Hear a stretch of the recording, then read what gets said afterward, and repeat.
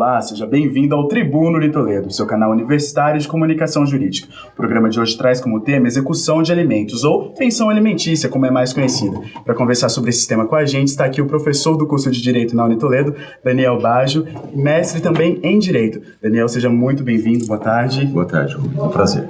Professor, explica pra gente como é que funciona, quer dizer, a obrigação, quando surge a obrigação da pessoa pagar a pensão alimentícia? Olha, basicamente são três as fontes que produzem o direito aos alimentos. O direito à pensão: relações de parentesco, de casamento ou de união estável. Mas é bom frisar que entre os parentes não são todos que são obrigados a pensionar e também não são todos que têm o direito de exigir os alimentos. A obrigação alimentar se estabelece entre todos os ascendentes, todos os descendentes e os colaterais de segundo grau, que são os irmãos.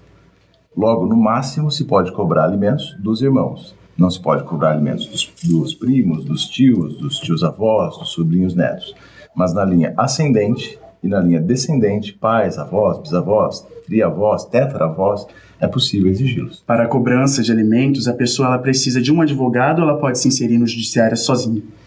Olha, tecnicamente, a Lei 5478 de 1968 prevê que a pessoa pode contratar um advogado para defendê-la, mas também que ela pode postular em juízo os alimentos sem um advogado. Portanto, ela tem a possibilidade de escolher estar ou não estar representada por um advogado. Mas é recomendável que ela esteja ou não? Sim, sem dúvida. A postulação no judiciário, ao longo dos anos, vem se tornando cada vez mais técnica, o que recomenda o acompanhamento de um profissional da nossa área, de um advogado. Mesmo porque, normalmente, a parte contrária estará representada por um advogado. E por isso é necessário que ambas estejam para que haja um equilíbrio entre as forças antagônicas, opostas, dentro do mesmo processo. Então, se for assim, nesse caso, com um advogado seria mais fácil? Sem dúvida. Tecnicamente, é um profissional habilitado a requerer perante juiz, conhece a legislação, conhece a dinâmica do processo e, portanto, tem condições de defender com mais propriedade, com mais eficácia, o direito do cliente. Olha, professor, nós temos algumas dúvidas de alguns universitários. Vamos conferir? Vamos lá. Olha, o rito da ação de alimentos ele é bastante simples. Como todo processo, ele se inicia com a apresentação de uma petição inicial ao juiz.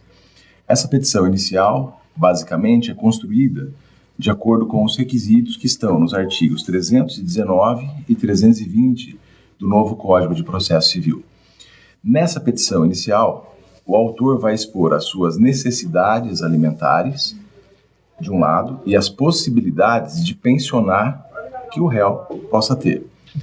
O juiz analisará essa petição inicial e, logo que recebê-la, poderá emitir uma decisão que nós chamamos de liminar, deferindo os alimentos de plano, antes mesmo de citar o réu para ele oferecer sua defesa. Contra essa decisão liminar inicial no processo, a parte que se sentir prejudicada pode utilizar um recurso chamado agravo de instrumento. Então, se o autor precisar receber alimentos e o juiz não deferi-los, o autor poderá interpor o agravo de instrumento pedindo os alimentos ao tribunal.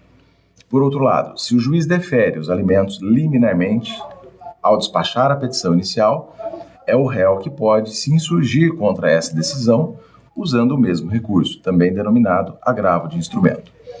Depois dessa decisão liminar, o juiz citará o réu para que compareça a uma audiência de conciliação, instrução e julgamento, em que poderá apresentar a sua defesa.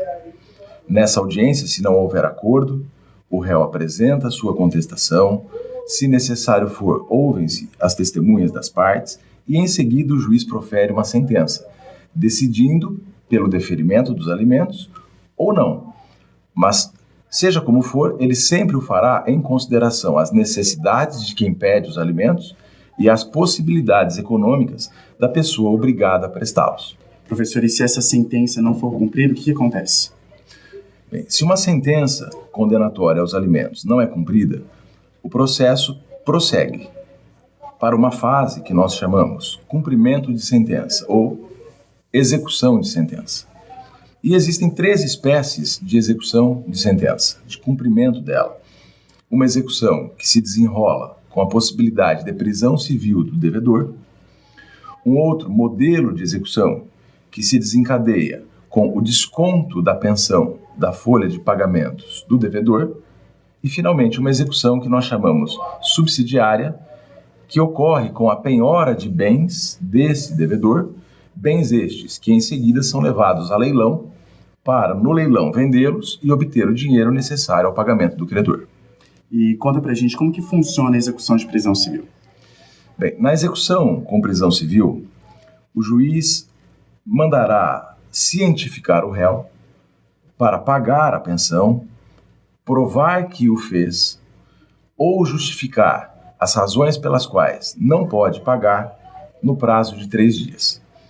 Se o réu cientificado não paga, não prova que já pagou e também não apresenta as justificativas que tem para não haver pago os alimentos, o juiz decretará a prisão por um certo tempo, com o objetivo de induzir, de forçar esse executado a satisfazer o pensionamento. Ainda temos mais uma pergunta de um aluno. Vamos ver. É relativamente comum a necessidade da criança ser maior do que a possibilidade dos pais de pensioná-la. Infelizmente, nesse caso, não há como solucionar do ponto de vista jurídico. Na verdade, o juiz confrontará as necessidades da criança com as possibilidades dos pais, daqueles que estão obrigados a pensionar, e fixará um valor dentro do que é possível pagar, ainda que esse pagamento não seja capaz de satisfazer todas as necessidades dela. Lamentavelmente, não há outra solução. Professor, e explica pra gente, hoje em dia, qual que é o tempo de prisão atualmente? Bem, a prisão civil, ela pode ser decretada pelo período de 1 a 3 meses. Essa regra de, no máximo, 3 meses, já existia no Código de Processo Civil de 1973, que vigorou até março de 2016. Com a vigência do novo Código de Processo Civil, ela se mantém. Ou seja, o mesmo prazo que havia antes, continua existindo hoje. Olha, nós temos também perguntas da web. O Diego Crosarioli mandou isso aqui. Se o devedor preso pagar a dívida, ele permanece preso ou é colocado em liberdade? Não, se o devedor recolhido preso paga a dívida atrasada, ele deve ser imediatamente posto em liberdade, por uma razão bastante simples. A prisão civil não é pena. Ela é apenas uma técnica processual para induzir o pagamento. Logo, se o pagamento foi obtido, não há razão para ela subsistir. E o cumprimento de pena da prisão quita essa dívida ou não? Não. Mesmo que o devedor cumpra todo o período da prisão civil, por exemplo, os 3 meses, que é o tempo máximo, ele continuará a dever os alimentos que não foram pagos. Portanto, não tendo natureza de pena, mesmo que esse período de prisão seja cumprido, isso não acarreta o pagamento da dívida. E por outro lado, se ele permanecer inadimplente, ele pode ser preso novamente? Sim, ele pode ser preso novamente, porém não pela mesma dívida que gerou a prisão anterior. Não se prende o mesmo devedor pela mesma dívida mais de uma vez.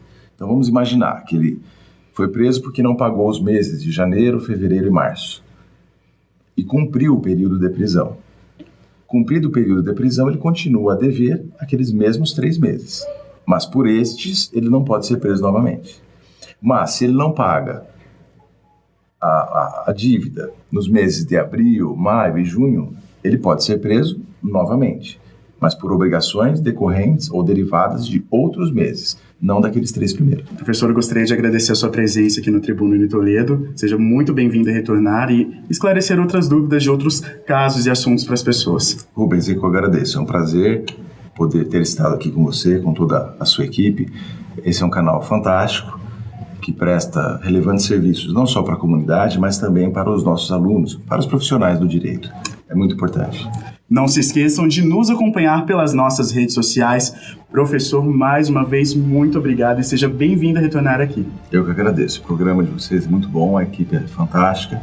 Os serviços que vocês prestam para a comunidade e para todos os nossos alunos são extraordinários. Parabéns. Até o próximo programa.